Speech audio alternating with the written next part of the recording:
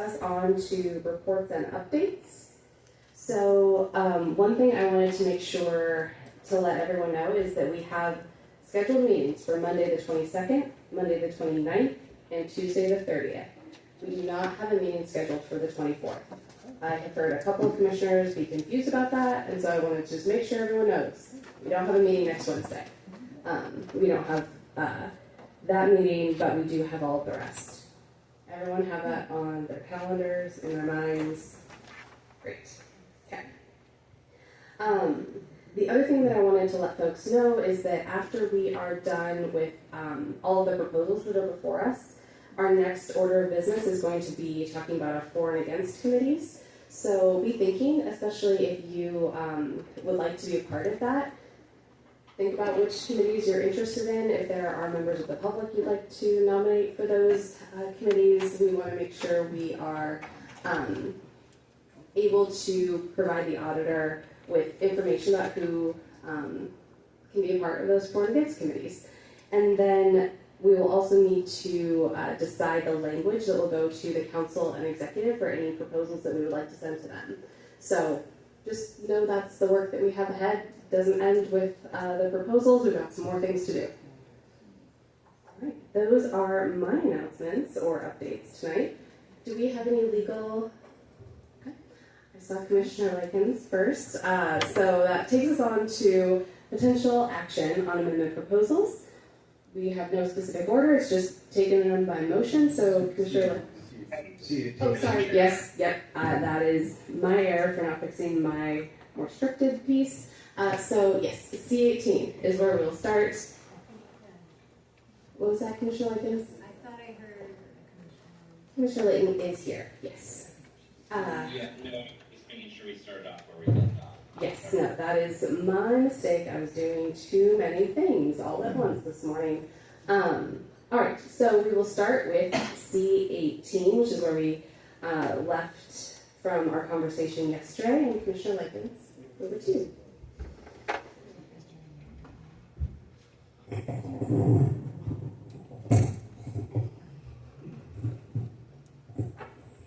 Thank you, Madam Chair.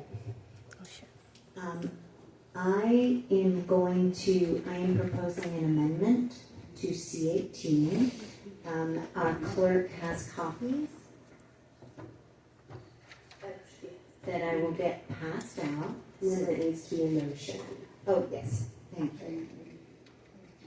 I move to amend C18, and I'm going to pass out copies, and we're also going to get those, give a copy email right away. So just give us a moment. Thank you.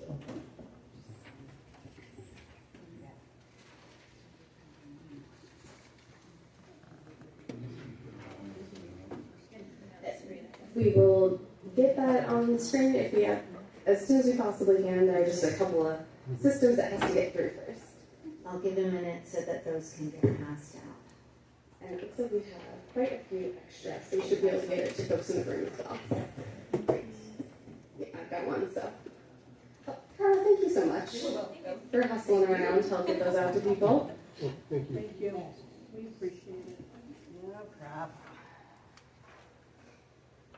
Okay, so I propose the following amendment to C18 to strike existing C18 and replace it with the following language. There is hereby created an independent juvenile detention advocate office within Pierce County Juvenile Detention. The director of the office shall be appointed by the Superior Court and subject to confirmation by the County Council. The director and employees must meet and maintain all certifications and background check requirements required for employees who work with juveniles. The office shall be available to juvenile detainees and their families to receive and respond to complaints, monitor conditions, and when necessary, report issues to the appropriate authorities. The office shall publish on its website an annual report regarding the operation of the facility. The report shall include, at a minimum, information required to be reported to the state, and shall include other relevant operational data, including but not limited to use of force, room confinement, staff training, policy and procedure compliance, the function and activities of the office, and facility population characteristics. Number 2, Pierce County Juvenile Detention shall be subject to an independent audit or an accreditation review by nationally or state recognized juvenile detention accreditation authority at least once every 5 years. The results of each audit or accredited review shall be provided to the county council, the county executive, and published for the public on the county's website. This section is not intended to duplicate or conflict with state laws where such standards or reporting requirements have been set, provided the information must still be provided to the county council, the county executive, and published on the county's website. Pierce County Juvenile Detention shall establish and maintain performance measures to evaluate outcomes associated with juvenile detention, including recidivism rates and other indicators of rehabilitation, public safety, and successful reentry. Pierce County Juvenile Detention shall cooperate with the office to provide the office access to facilities, personnel, records as necessary to fulfill the office responsibilities. That was a mouthful. Thanks for your patience. So I have a motion to amend C18 to the language that Commissioner Likens shared. Do I have a second? Second. A second from Commissioner Sarad. Would you like to speak to your motion? Yes, please. So I'd like to announce that earlier today, myself and Commissioner Lance, and we invited attorney to the commission, Katie Blinn, to meet with Pierce County Superior Court Judge Evans, Pierce County Superior Court Andrews, and Superior Court Director Chris Gaddis. So we met earlier today. We heard concerns and talked through some options on how to improve and make this better so that it complies with the laws and addresses the separation of powers concern that was brought to the commission last week. We amended it to move it out of Section 3, the executive office, and moved it to Section 9, which, for any better term, is kind of a depository of things that don't fit anywhere else. And so we also clarified that the Juvenile Detention Advocate Office is within the Pierce County Juvenile Detention area. And we also changed it, as you noticed when I read, that the appointment will be made by the Superior Court. We added the certification and background working with youth so that there would be access to the records and reporting available because of confidentiality and working with youth.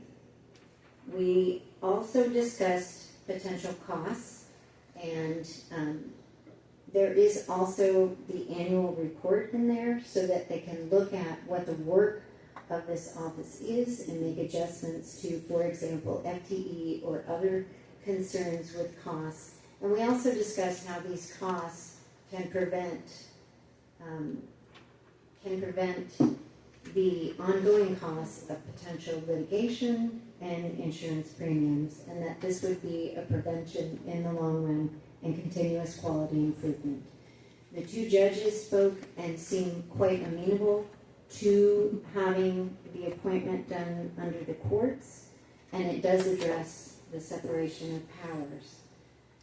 And we discussed that we did feel it belongs in the charter, in that it addresses the concerns over the juvenile justice system, and what it did is provide this transparency of the availability across the government structures to make sure that these most vulnerable residents are cared for.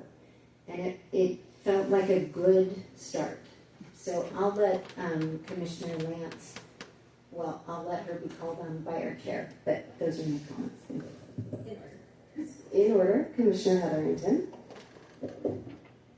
Thank you, Chair. Commissioner Heatherington, District 2. I just want to commend the work that you've done over the last 48 hours, 36 hours or whatever on this, and thank you to some of the commissioners that reached out to me in light of my comments the last meeting about this.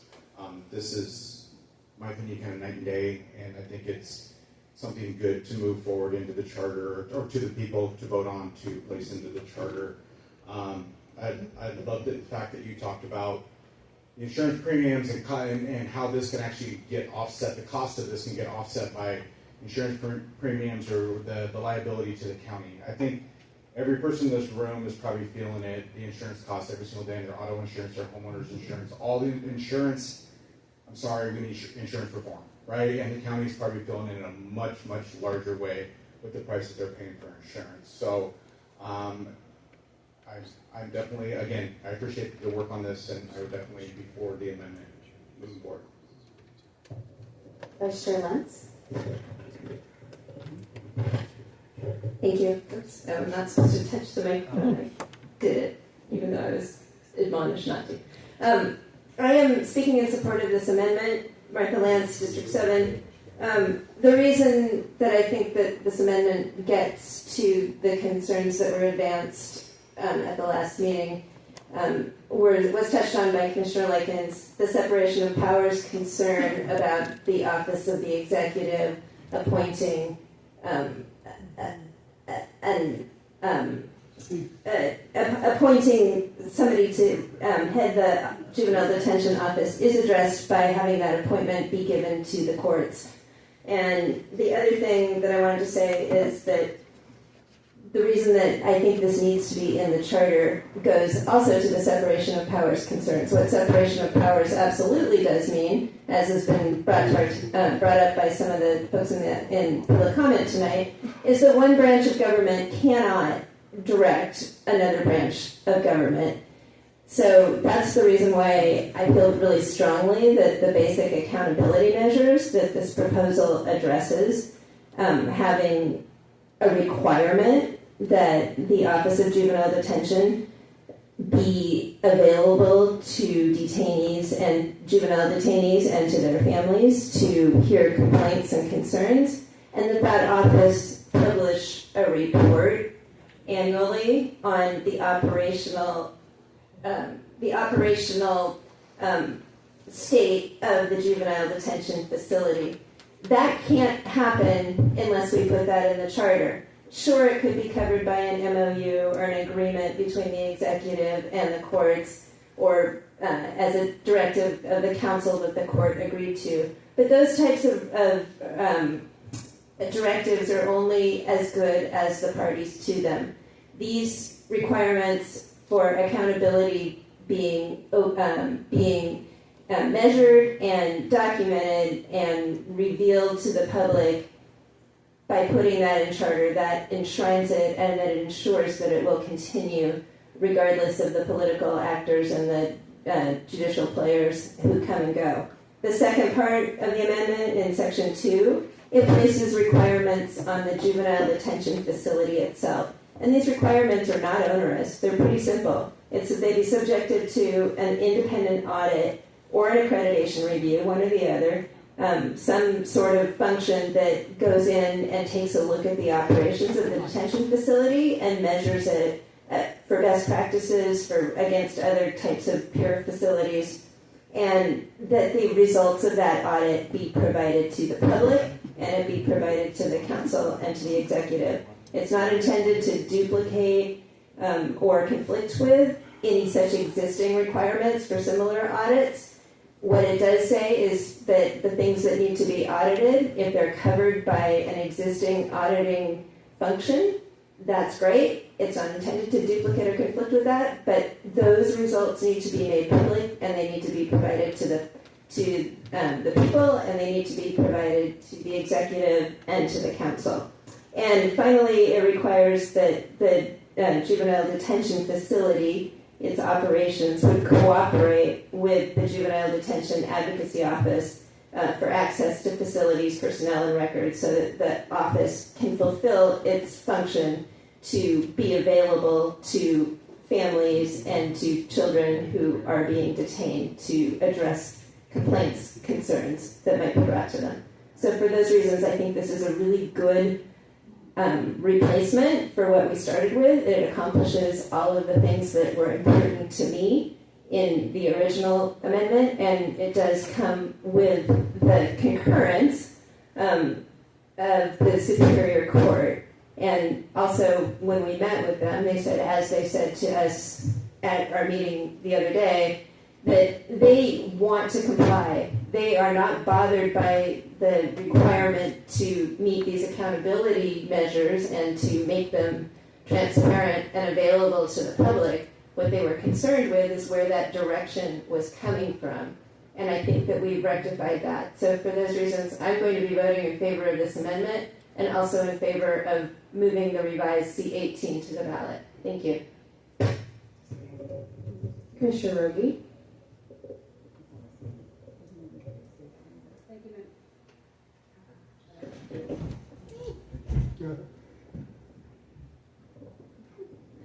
Thank you, Madam Chair. Commissioner Rogie, District 3. Thank you for your work on this, and especially for reaching out to the Superior Court after they came and gave a presentation. Unfortunately, it hadn't been done before that. But at least there was some last-minute coordination. I think there's a reason why there aren't any other departments in the charter, and that is because it takes time to develop a department, to come up with a fiscal note, to maybe even gain public input. It's usually done by the executive and the council. And so for me, while this is good work, and while it does list a lot of the things that the Superior Court, I mean, I can see why they said, yeah, this is fine, because they're already doing it. So I think it is duplicative, and it does not come with a fiscal note. It creates a whole new office.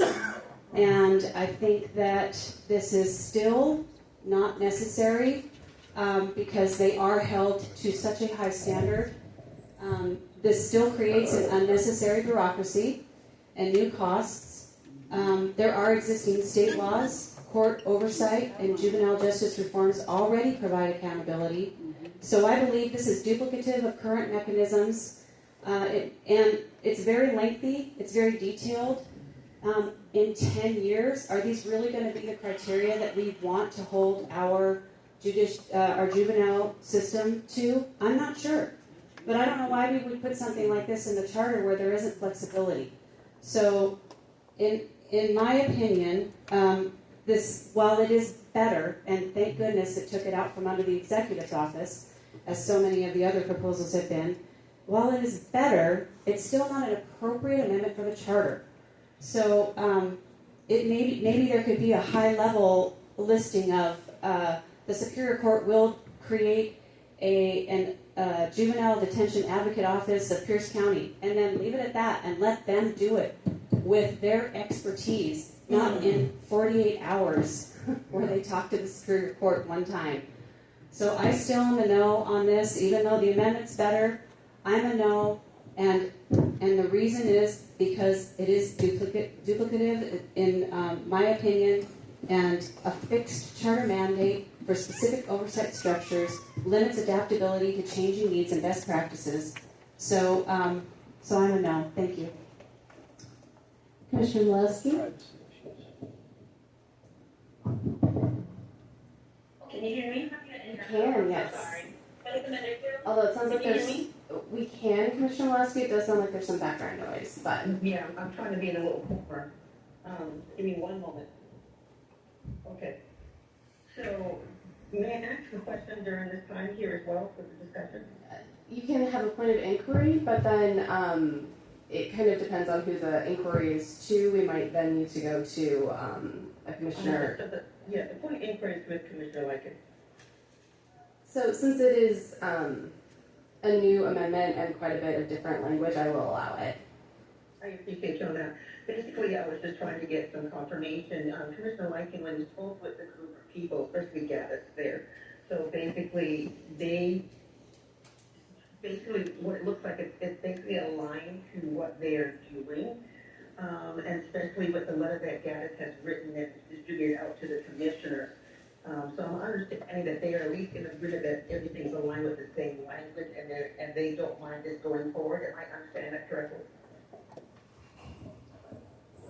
So I'll do my best to answer your question. Thank you for the question, Commissioner Molesky.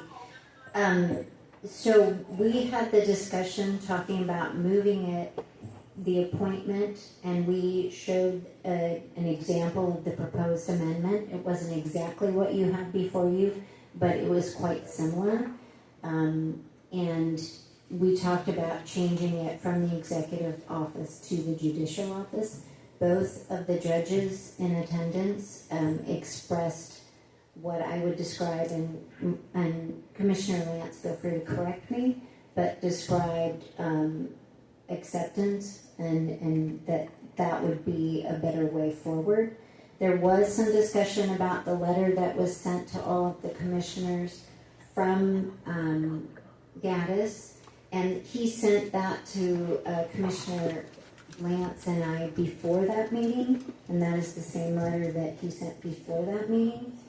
We did have a confirmation that there are some continuous improvement processes happening in the juvenile court, but what the amendment does, and I still very much support this amendment, is it puts it into the public eye.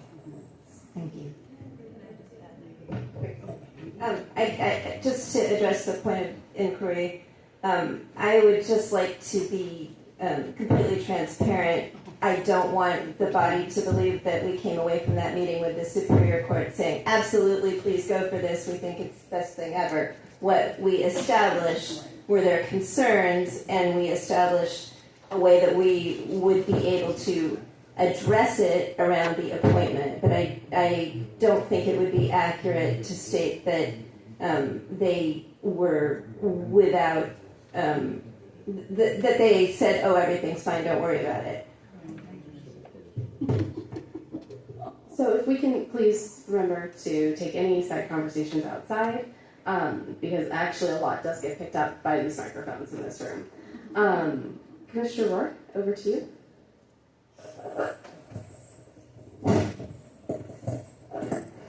Commissioner Rohr, District 6.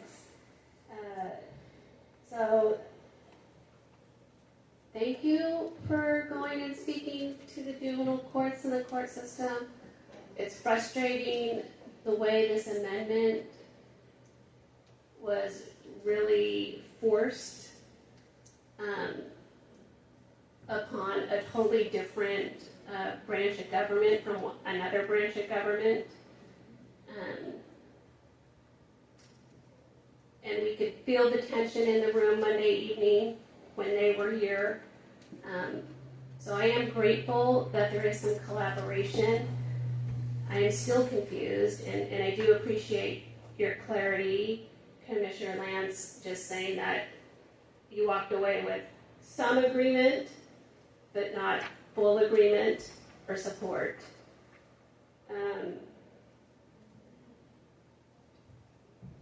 At 3:23, we received an email from Chris Gaddis, who is very involved in this process and talking to all the judges. And I don't know, I'm just taking your words, but I would love to talk to Chris Gaddis, or I would love to get confirmation from the courts that this is an appropriate measure, that this is supported by their leadership. So I would almost ask that I say yes to the amendment, but the underlying policy, I think we need to hold that till Monday. And we can put that first thing on the agenda. We can get some questions and answers.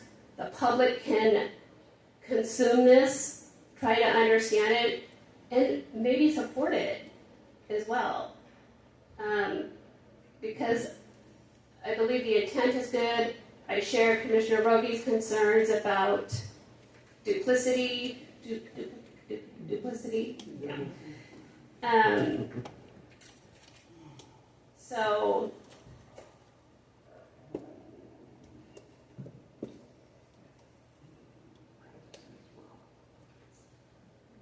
I do have concerns whether this has any kind of advisory role, this new amendment, and so I do wish to have time to look at it, not in the moment, and make a decision based on emotion or lack of information or lack of confirmation.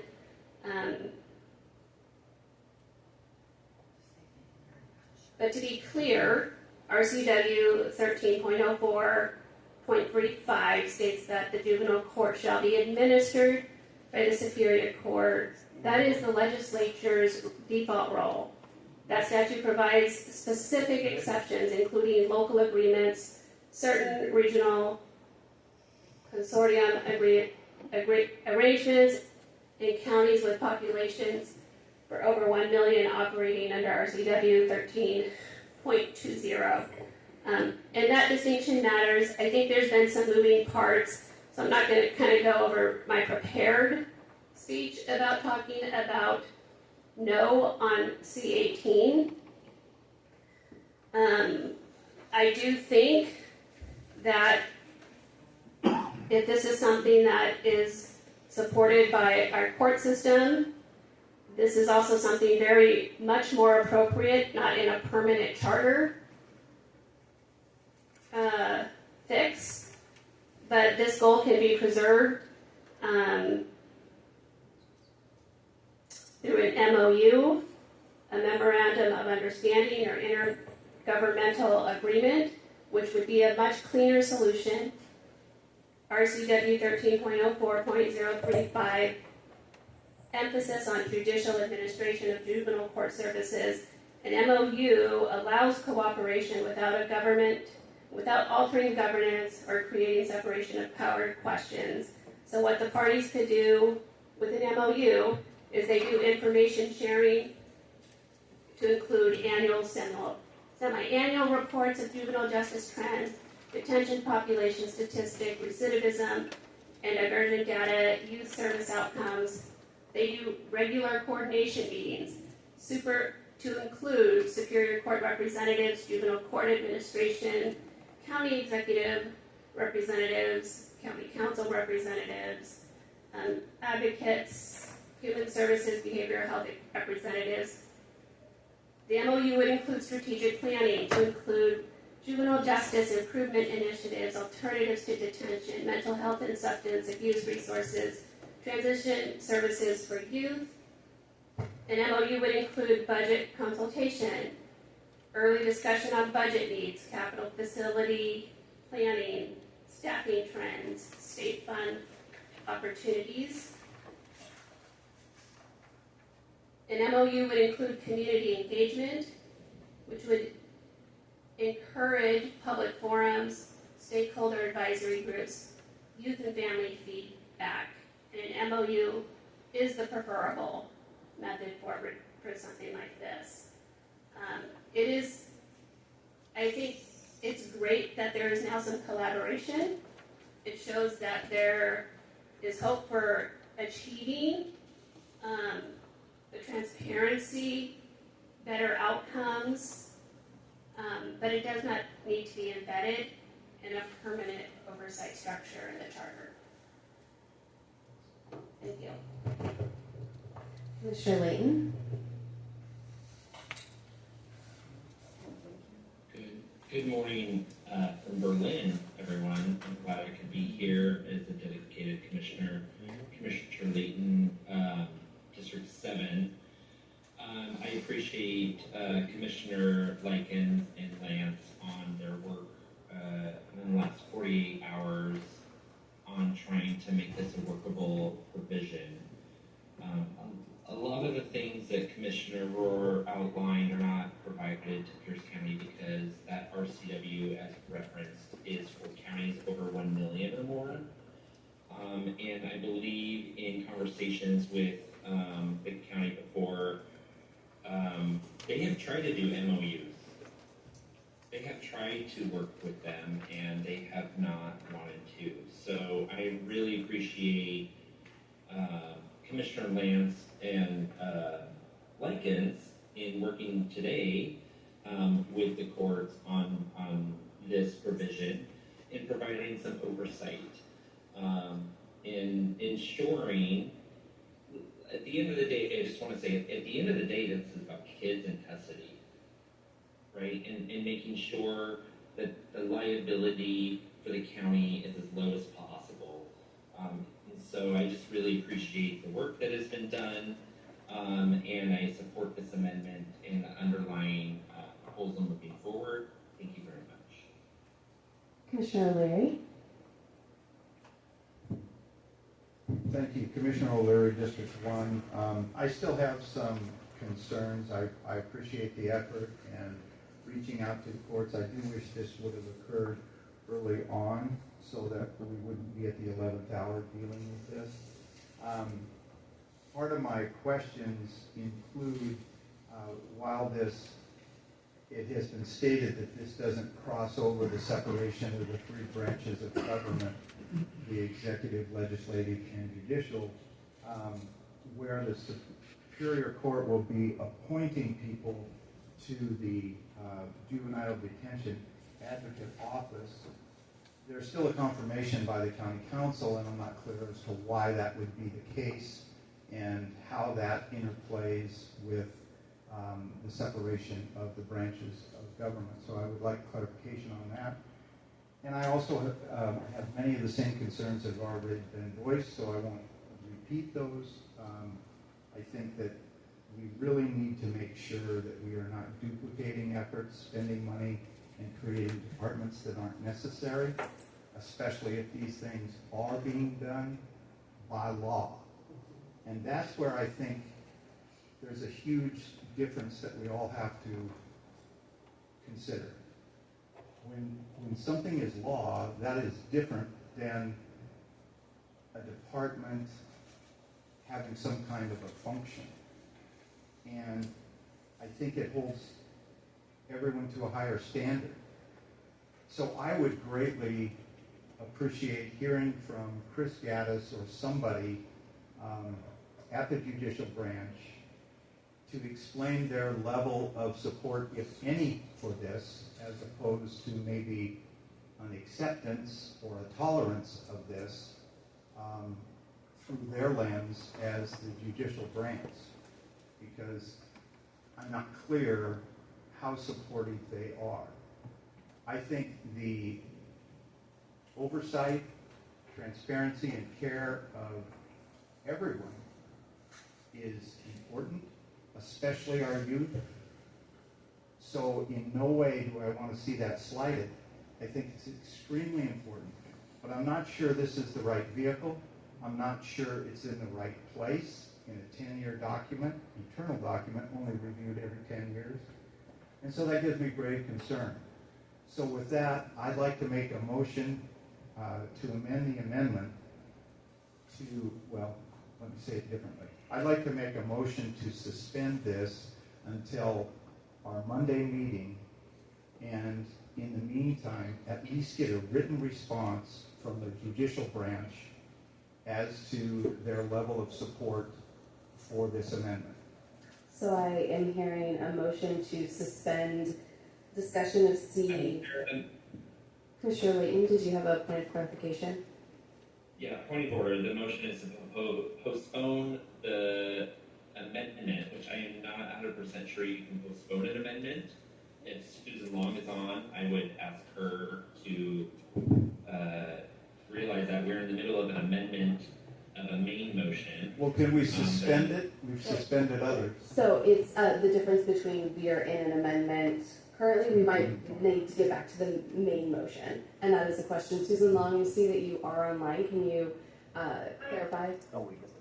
I am. Can you hear me? Yes, we can. So the motion would be to postpone consideration of the pending question to Monday's meeting. And my understanding of Roberts would be that would include the proposal C18 with the motion proposed by Commissioner Legend. All right. Can you? started writing that down and lost it. Can you say that first piece again about what the well, actually, and we'll have Commissioner O'Leary actually state the motion. Can you say that first piece again? So the motion would be to postpone consideration of C18 and the motion to amend it, which is your pending question, to the meeting of Monday, June the 22nd? Yes. Wonderful. Thank you so much for that clarification. Commissioner O'Leary, would you like to?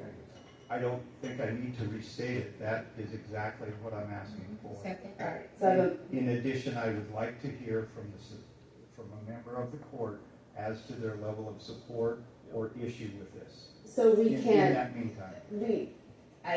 We don't have the power to force them to do that. So if someone would reach out and they're willing to provide that information, that would be great. But what I have before us is a motion to postpone consideration of C18 and the motion to amend to the meeting of June 22nd. And I have a second, I think, from Commissioner Ginn. No, who? Someone said Commissioner Boyd. Sorry, I don't know how I heard the voice just right here. You're just present for me. All right. All in discussion of that motion.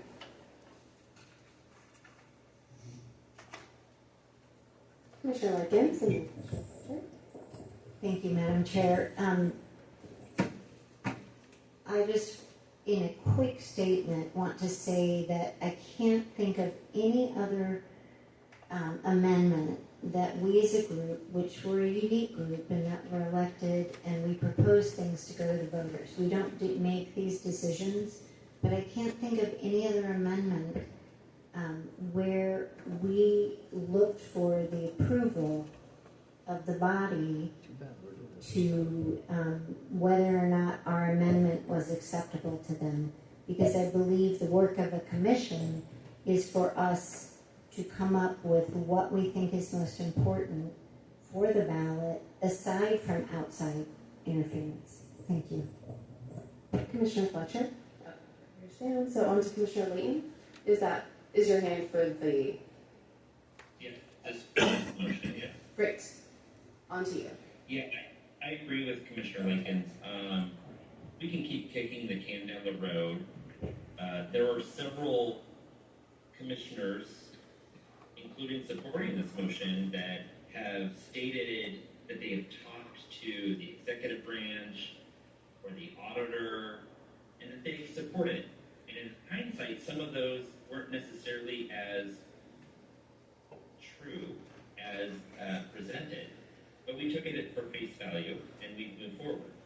I think that we should listen to Chair or Vice Chair Lance and Likens on their work today, and we should understand that the amendment today is a compromise in moving forward on adhering and addressing oversight and security and support for the children that we hold in custody for this county.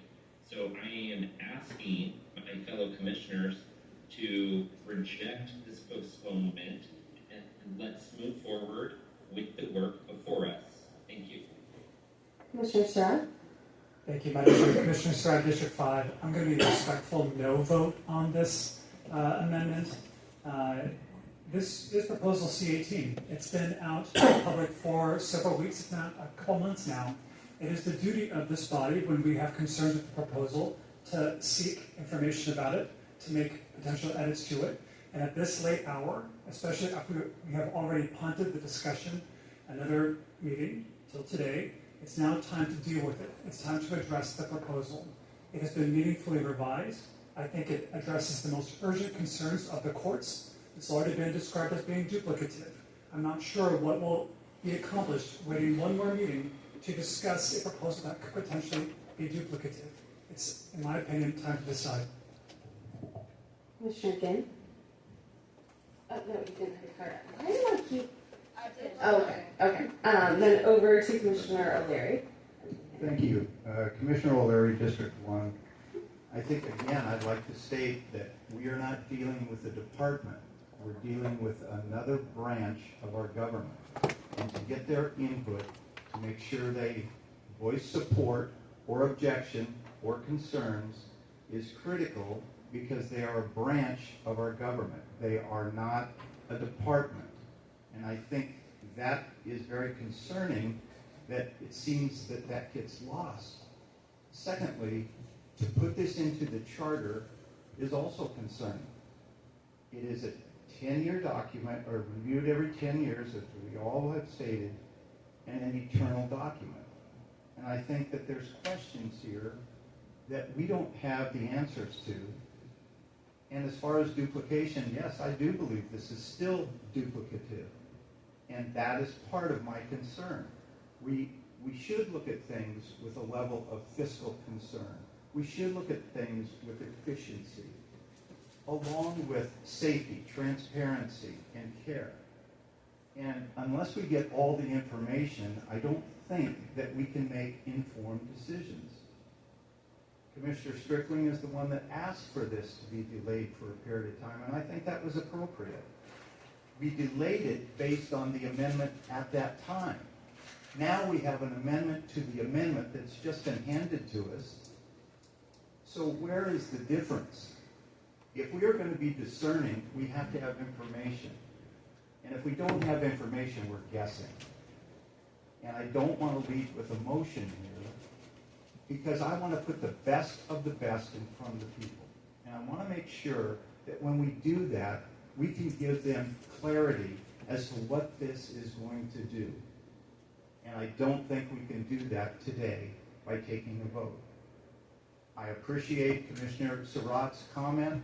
I want efficiency. I don't want to kick anything down the road. That's not the intention here. But I think we are lacking important information. So that's why I've made the amendment. Thank you. Commissioner Hammond?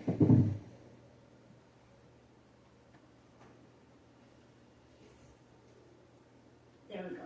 Commissioner Hammond, I just want to remember, when we were looking this over, making a decision on what we wanted to vote on for this week, we were on the other amendment.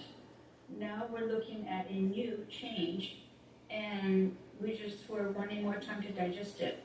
In a particular area where most of the commissioners do not know a whole lot about. We're not subject matter experts, and we do have to rely on others. Part of the body of this commission is to take 21 members from a variety of walks of life and put them together. We don't have expertise on a lot of these, and so we have gone to others who have expertise, have time to explore it. I don't think that's a bad thing, to rely on other people's comments, the judge's comments, the subject matter experts' comments. I think that's appropriate because, as Commissioner O'Leary has pointed out, we want the best of the best to be put forward to the ballot. I'm still concerned about the amount of money at this point in time when money is a scarcity, to be putting forth another job, another organization with another set of staff. I want to look into that. The document uses the word audit as an auditor. I know that you're looking at performance audits and not financial audits, but yet that's not exactly stated. Accreditation has its term, but do you want financial audits or performance audits? So there's some other items that we want to get the detail as best as we can put it. We don't want this to be an outcome-based wonderful idea, which is a wonderful idea, but we need to affix some details on how we get there as to part of what we're voting on. So postponing it just to take a look at the new words that we were given tonight is appropriate. Commissioner Rohr? Commissioner Rohr, District 6. I will agree with Commissioner Hammond, what she just shared. Except for the title of the amendment, this is in the subject matter content, like broad, this is a whole new amendment, never seen by the public, never seen by me until 10 minutes ago. 10 minutes ago. You want to put this in the charter?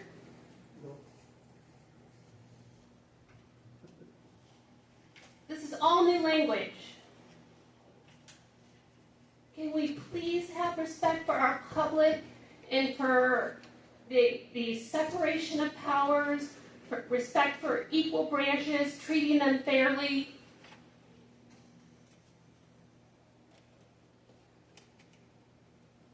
Like, look at the preamble, the words it says, take that to heart, that we're here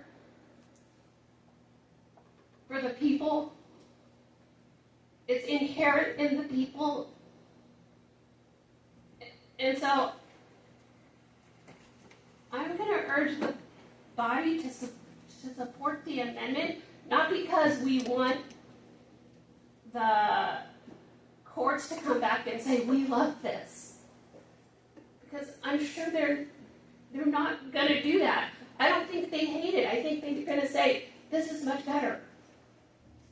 What are you afraid of?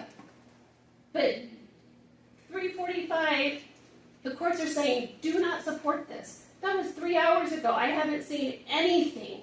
Not a word. I don't know if you've shared this amendment with the courts. Did they, have they seen it? Have they reviewed it? Did they provide input? Did they amend language? Again, collaboration, just basic communication. I don't understand why you're putting this through at the last second, which we've talked about a similar amendment. Let's not do that.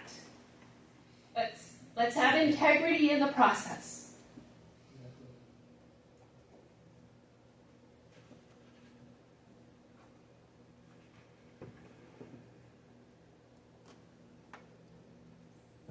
I'll be supporting this amendment.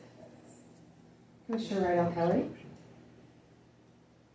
Thank you, Madam Chair, Commissioner Rydell Kelly, District 4. I'm going to keep my comments on this brief. I just want to highlight a few points. I do recall earlier in the process when it seemed like there was pretty broad bipartisan support for this before the concerns for the courts came in. And so I just want to highlight that in earlier discussion, there was a lot of orientation towards, I think, a need, whether or not we would agree that it would go to the ballot, but for these types of reforms and oversight, as I recall. I think also, just to clarify, the role of this commission is to send things to the people to decide, and ultimately it's the people's decision. This going pushed forward is going to vote for the people. They get to decide. No other branch of government or other department gets to decide. That's the kind of amazing thing about having a home rule charter county. It's the good, the bad, and the ugly of it as well, right? So that's the nature of how this works. And we all know from comments on the dais and from subtle signaling in public or whatever that different branches and different departments have strong opinions about the various things in discussion here. And it's our job to think through what's best for the people.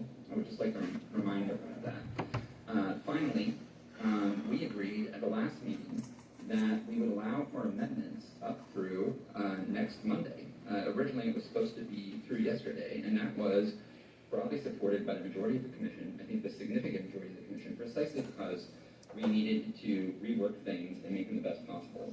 And I am very impressed with the work that Commissioner Likens, Commissioner Lance, and others may have done in the last couple of days to make this a compromised position with the courts. I think it's precisely why we asked for that extension to begin with, and why we were able to do this great work already. And we don't need another extension because it is just kicking the can. And I know that there's going to be amendments to other amendments coming up, probably tonight, from folks with all different persuasions and interests. So we shouldn't act as if somehow an amendment at the last minute intended to make things better is like the death knell or a terrible thing for all of us. This is how the process works. So I'm going to stop talking now so we can move forward on this, but I'm I'm a no to the amendment to delay, and I'm looking forward to passing the underlying amendment. Vice Chair Lentz. Speaking to the motion to postpone, respectfully, I'm going to oppose it as well. I'd like to touch on a couple of things with regard to that. Specifically, the letter from Commissioner Gaddis. It was emailed to all of the commissioners at 3 o'clock, that is, or whenever we got it correct. But the sequencing of that was actually that Mr. Gaddis had written that prior to our conversation with him and with the two judges, and I appreciate that, but I guess I wanted to say that the sequencing to get it out to all of you was after that. So he had written this prior to the conversation. During that conversation, what we discussed, as has been mentioned before, was a couple of things, specifically the accountability measures contained in both the original proposal and in the proposed amendment to it. And secondly, we discussed, again, the nature of the appointment of the advocate. We offered, Commissioner Likens and I, in the context of that discussion, we took what they said about the appointment and said, how would it be if the Superior Court were to appoint? They reacted favorably to that. We said we would take that under advisement. We would work on that. What I will say, however, they also did react very favorably and had to my recollection, no concern with the basic underlying premise of this proposal, which is to codify, if you will, these accountability measures. They were receptive to that. That was not, you'll have to take my word for it, but that was not the representation of the conversation. The conversation concerns surrounded definitely the original notion that this would be appointed by the executive. And finally, again, respectfully, I appreciate the fact that this amendment that we're looking at has come at the, just a little while ago. Commissioner Likens and I were working on it. It took some rewriting and some redoing, and honestly, I can only type so fast. So it is what it is, and I'm sympathetic to that. But again, respectfully, this amendment is not new words. When Commissioner Likens introduced it and when I spoke to it, if you compare it to the original C-18, it's all the same requirements. It changes the appointment from the executive to the court, but it's all the same requirements. The words that require the office to be stood up, the words that require the accountability measures, the audit to occur and to be published, and for the Office of the Juvenile Detention Office to publish an annual report around the operational elements of the facility. That's the same. It simply is reorganized and made a little bit shorter, to somebody's comment that it was long, and put into two provisions that clearly states which has the responsibility. I'd also add that this covers only the facility itself. It is in no way intended to infringe upon the operation of the courts, and the judges, we did talk about that, and we reiterated that it was only over the facility, and that also was an issue that was of comfort to them when it was very much more clear, and they were appreciative of that. So I just can't support continuing to push to postpone this. We postponed it once for folks to go out and do additional research and to see what they could find out. Commissioner Likens and I did that. We brought back what we found, and I think to Commissioner Rydell-Kelly's point and others, the time to act on this is now. So I'm going to be voting against the motion to postpone. Commissioner Roby. Thank you, Madam Chair. Commissioner Rogie, District 3. I have to admit, Commissioner Rohr pretty much stole my thunder. She did a very good job of explaining how important and how serious this matter is when we have 3 branches of government, and we, as temporary charter are coming in to dictate mandates that we don't have expertise on and amending them today, apparently, because the judge sent out the email today at 3, and they hadn't had their meeting yet. So this was done today, and a lot of the commissioners haven't seen it. And so, and I'm reading, the office shall be available to juvenile detainees and their families to receive and respond to complaints, monitor conditions, and when necessary, report issues to the appropriate authorities.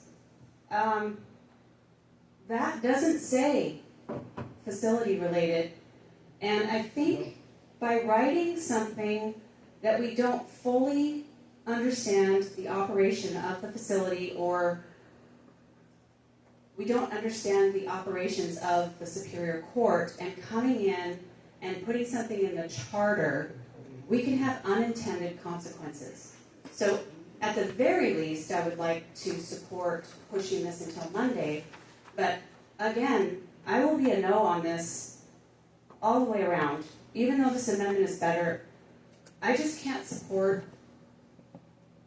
the way that this was presented and amended. So it's a no for me.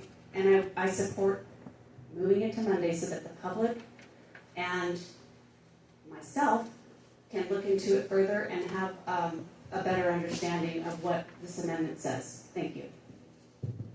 Commissioner Hunter? Thank you, Madam Chair. Commissioner Hunter, District 4. I wonder how many more items we're going to delay because we didn't do our research beforehand. I don't think that we need more time to discuss this. I don't think that any more research that anybody else who is opposing it is going to do, or changes that we can make to it that would make it acceptable to them. And I think that there's a really simple solution to postponing it, and that's if you don't like the amendment, no, then let the rest of the body decide. Thank you. Commissioner Fletcher?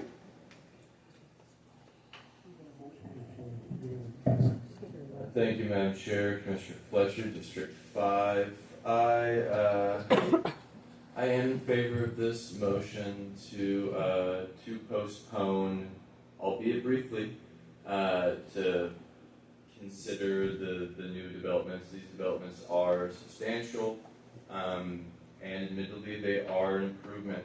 So, commendable effort by the commissioners responsible for bringing this revised proposal to the commission. Unfortunately, there's still a lot of underlying issues that make this fundamentally unfit for the charter. It's the wrong forum and all that. But for this motion, to decide whether we want to vote on this now or next week, a lot of what's been said would be duplicated for me to repeat it, so I will try not to. But Raymond Hall was established in 1948 or something. This charter was made, I think, in the 80s. No mention of it then, no mention in the other iterations of this charter. And so if the time to act is now, I just question that aloud, because Raymond Hall's been around, and I just think if we rush this tonight without fully understanding the consequences of this. I mean, I don't even know if the efficacy of this oversight body has been assessed, has been tested, has been thought out longer than the very few hours that these commissioners had time to do this work. And I just think it would serve this commission, it would serve the county to deliberate a little bit longer. That's one of the pangs of democracy is deliberating and building consensus. And I think this is a great step forward in building consensus. However, there are unanswered underlying questions that are significant for this body to consider. I have no issue postponing this until Monday, get our ducks in a row, and we can make an informed decision on whether we think that this proposal as amended is suitable for this charter.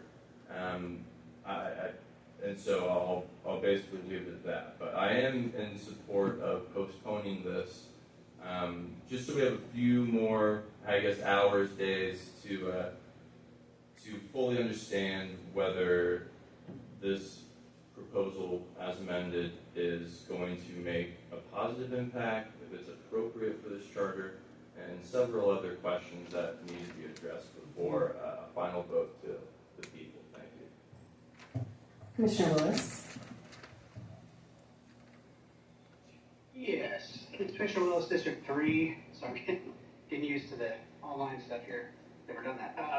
So to the motion for the amendment, I guess there was a comment that said it didn't add new words, but in fact it actually did. It added a lot of words. It added a lot of policy-driven words.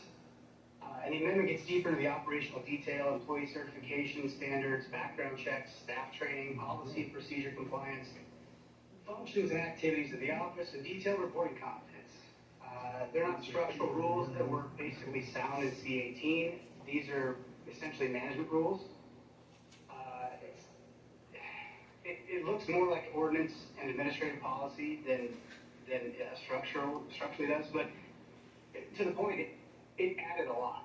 It added a lot. And so to get this thrown on us at the last minute, to the other commissioner's comment, if I'm going to put my stamp of approval on this and say yes, and in good faith send this to the constituents of this county, I do want to know what the heck I'm talking about. I do want to know to be able to convey to the public that yes, in fact, I am putting my stamp of approval on this. I'm saying yes, this is a good amendment to push forward, and I feel like I know nothing about it. Because about 30 minutes ago, this got put in front of us, which is much more policy-driven than C18 was originally presented. So I do believe that we need a little bit more time to digest this rather, and therefore I will be a yes vote on the proposal or the motion that had that question. Thank you. All right, I believe that concludes first comments, so over to Commissioner O'Leary for second. Thank you very much. Commissioner O'Leary, District 1. Just a few additional comments. I think it's very difficult to address, first I'd like to address Commissioner Hunter's comment. It's very difficult to research something that you don't know. And to everyone's noted statements, we didn't have this until 30, 40 minutes ago. So I couldn't research it. It wasn't for lack of effort or desire, nor could anyone else other than those that were involved in creating it. So I think that's a clear, I hope that's clear. The other thing is I think it's important to get at least one round of public comment on this. We've had none. And I think my biggest concern with this is why we didn't get someone from the judicial branch, if they were in favor of this, to rescind Chris Gaddis's email. It would have been very simple to do. And again, that came in at 3 o'clock. He was still at work. So he may very well, they may very well be totally in favor of this. But we don't know that. All we know, as I understood it, is they weren't upset about it. They weren't maybe a hard no on it. But as Commissioner Lance clarified, they didn't come out and support it. And I think that's two totally different things. And so that's why I will be supporting the amendment that I put forward to the amendment, because we do need more time, and I will be calling the Judicial Department first thing tomorrow morning, and anybody that wants to be part of that call, I would welcome you, and we can set up some kind of a call with them, schedule a time, so we can all get the same information as openly and as quickly as possible, and ask questions if we need to. Thank you. Commissioner Rohr? Commissioner Rohr, District 6.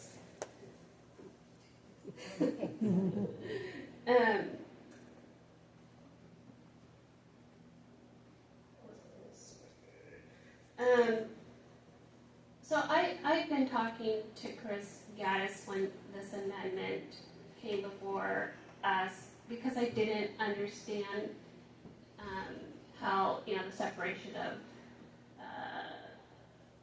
branches and what the function was and the relationship, with the executive and how that works and he's always been very responsive. And I know some commissioners have mentioned about we can just do this. We can just get this done right now. I don't know that that's the most responsible thing to do.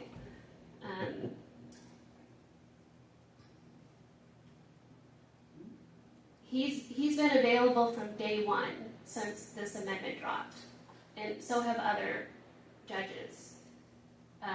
And they have asked time and time again, let us come speak to the body. And that was kind of put aside because we were kind of nearing the end of presentations.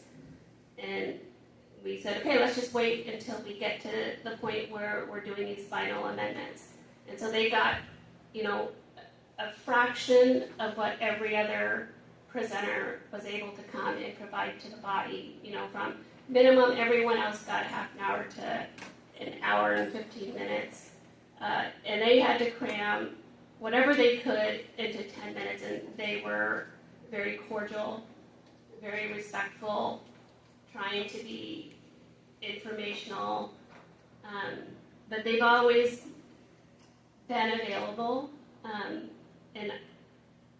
And I'm not looking to get their support of this amendment. Like, the executive comes before us and asks for support on an amendment, and his staff. The council has come before us and asked for support. That doesn't mean I'm going to support that amendment. So I'm not waiting to get their support of an amendment. I'm waiting to get information.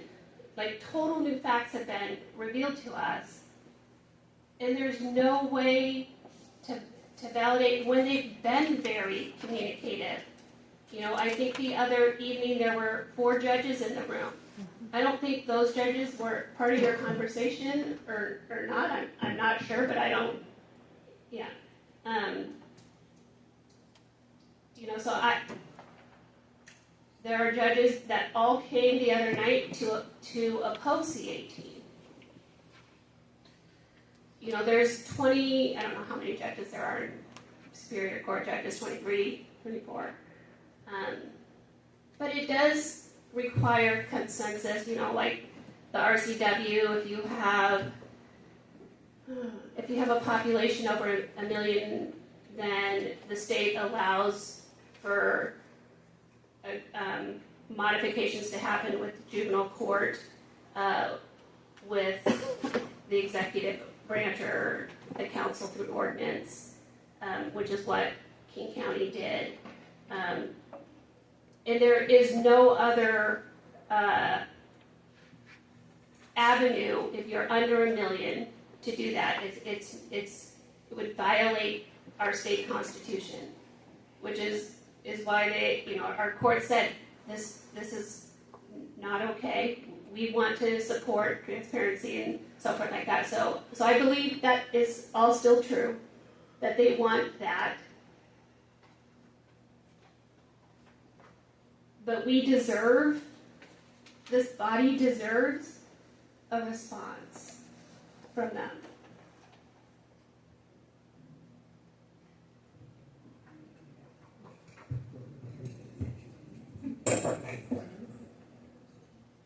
Yes, so Vice Chair Lentz for a second. All right, shocker alert. I'm going to be supporting the motion to postpone.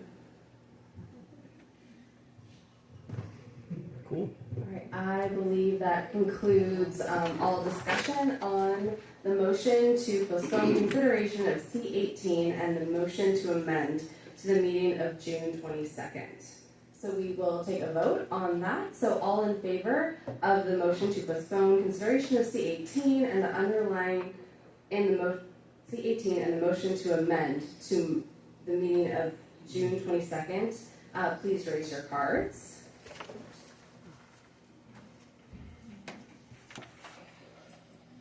We got no Billy, no those two.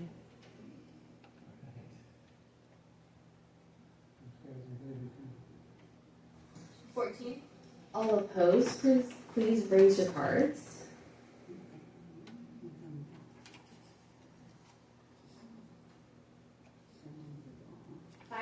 And then abstentions?